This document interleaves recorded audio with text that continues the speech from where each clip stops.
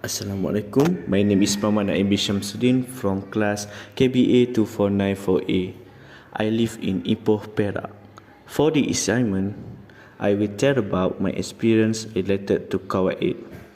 In 2020, the country of Malaysia was shaken by the first case of COVID-19. After several weeks of Malaysia being hit by this virus, the Malaysian government has declared a PKP where only a head of a family and those who really need it can go out to buy necessary and those who have needs.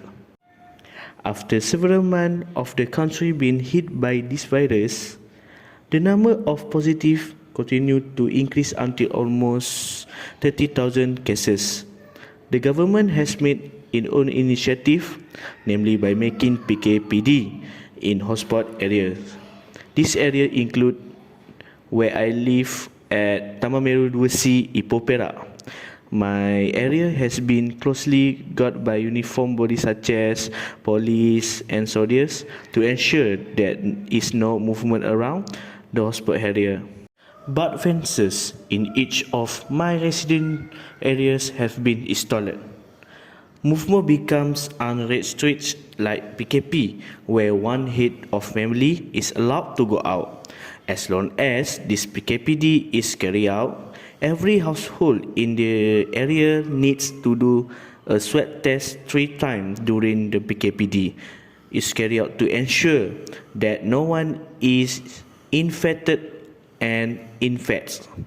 Because the residents of the area cannot leave their homes, we are lucky because there are people from other areas helping to provide essential items such as food, drinks, and cooking ingredients for those of us who are involved to support our life during the implementation of the PKPD.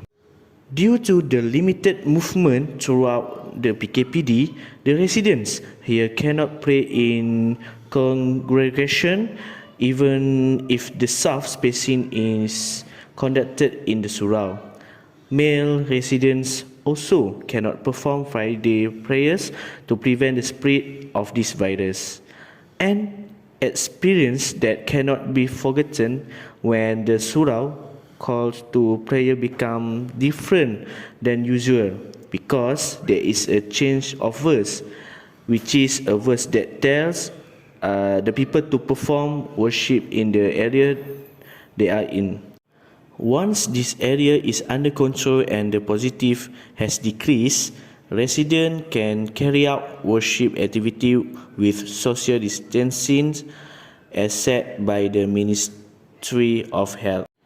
The maxim related with my experience story is maxim 21, which is averting harm takes precedence over achieving benefit.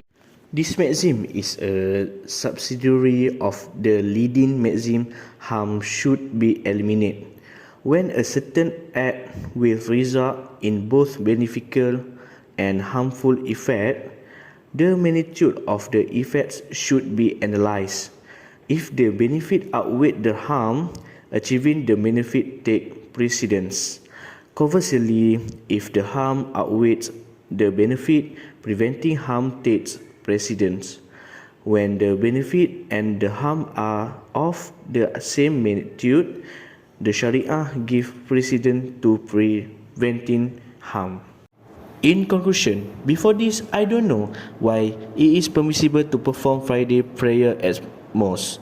Even though we know that Friday prayer is a must to be performed by men, but after I learned about this maxim, I understand and know the reason why it is permissible to not perform Friday prayer as usual.